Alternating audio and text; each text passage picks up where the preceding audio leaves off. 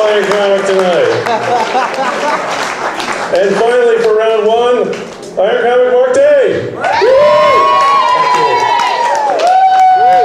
Thank you. My name is Mark. I'm from Scotland, and that means obviously I don't watch Project Runway. I set my Tivo the other night to tape the Heroin Olympics. It's on like ESPN 3 or something. You probably don't get that. And I came home and I caught my Tivo taping Project Runway. Now, I don't know if you know about Tivo, it tapes things it thinks you'll like. So, some people would come to the conclusion that perhaps my Tivo thinks I'm gay. But I don't think that's the case at all. I think my Tivo's gay. I mean, think about it, it's the perfect cover. You come home, your good mate is wearing a dress, masturbating to Heidi Klum, watching Project Runway and blogging about it on his laptop, right? I mean, what the fuck? You come home and Tivo's watching Project Runway. All it has to say is go, I was doing it for you. That's my job. At which point, I'm like, Tivo, we've been living together for 2 years now and you don't even know me.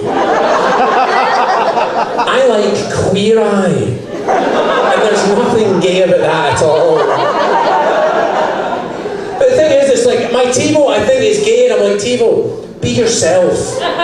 You live in an entertainment centre, not a closet. I'll watch Project Runway with you if you watch NFL football with me. And I think as a nation, America, I think we may not be ready for gay marriage, but we're probably ready for gay consumer electronics, right? Because obviously, like, a DVD player is designed to connect to a television. But if two DVD players connect to each other, is that hurting anyone at all? Does that really hurt anyone? If two iPods want to get it on, is that anybody's business but their own? And I just think that all the jocks in this nation should consider one fact, that basically 1 in 10 Xboxes is gay. And that's something worth thinking about the next time you're giving it heavy action on his joystick.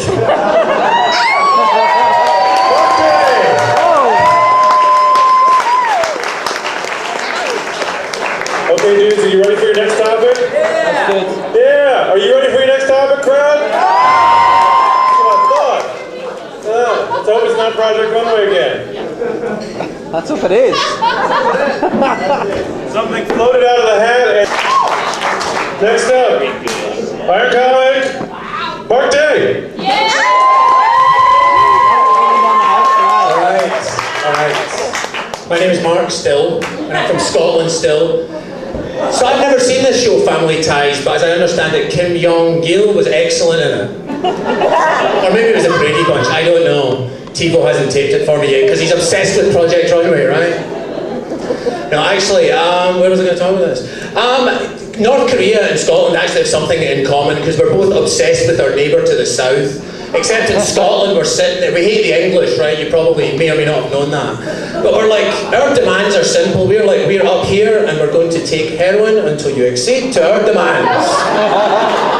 Or more heroin. Thank you. Meanwhile, though, this week the North Koreans tested some nuclear bombs, right? Or a nuclear bomb this week. I don't know if you've ever been to a nuclear test, but it's kind of like this. A guy comes in with a clipboard and he's like, okay, don't turn over your papers until I say so. No looking at Fat Boy on the next table for his answers. See if anyone got that one, thank you. First bomb dropped in Hiroshima, right? Anyway, and then he's like, okay, multiple choice. Would you like to see your neighbour to the south? A, vaporised. B, melted. C, flambéed. Or D, all of the above. And at that point, gave a whole new meaning to the phrase Korean barbecue.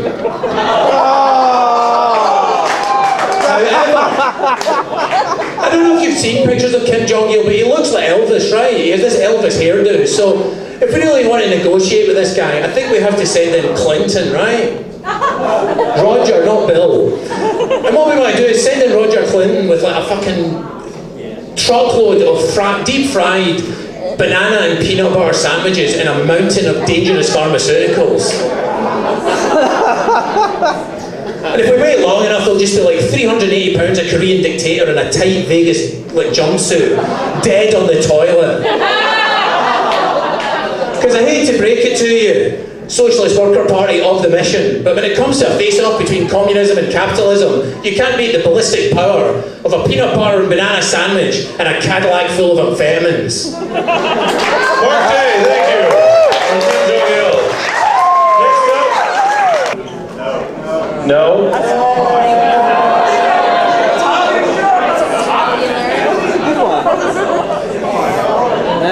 Fuck, I'm a comic. I dropped out of high school. I don't know what the fuck that shit is. Okay, Mark Foley. Done! Hey.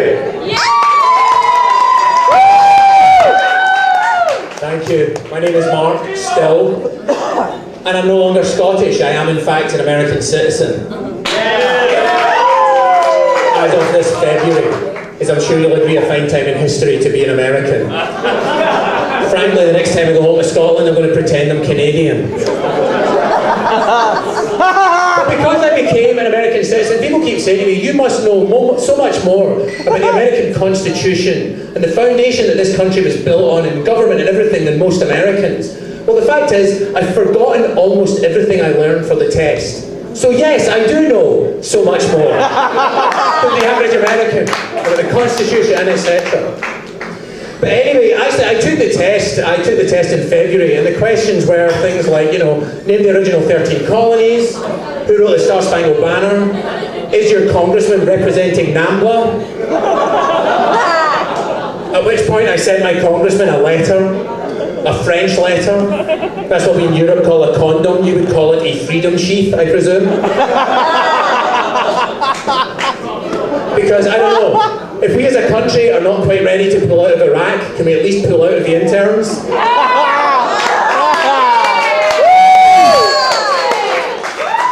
It really does give a whole new meaning to the term congressional pork.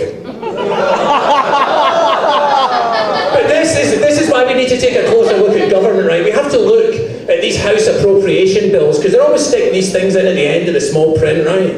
If you look at, speaking of which, sidetrack, they did actually dust, CSI dusted Mark Foley's keyboard, and it was apparently ripe with protozoa. Thank you, back to my point. That was just for you. But then you were looking at House appropriation bills, of course, the further down you go, you see things like, $4 billion for farming subsidies for a high fructose corn syrup farm. And then you go even further down and there's like $3 billion for a landlocked naval base. And then you go even further down and there's like $4 billion for an all-boys Swedish modelling school in his congressional naval district.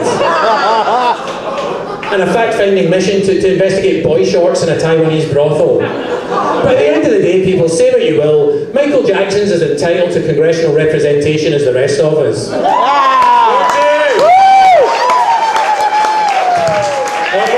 Next to Mark, contestr. Oh, hey.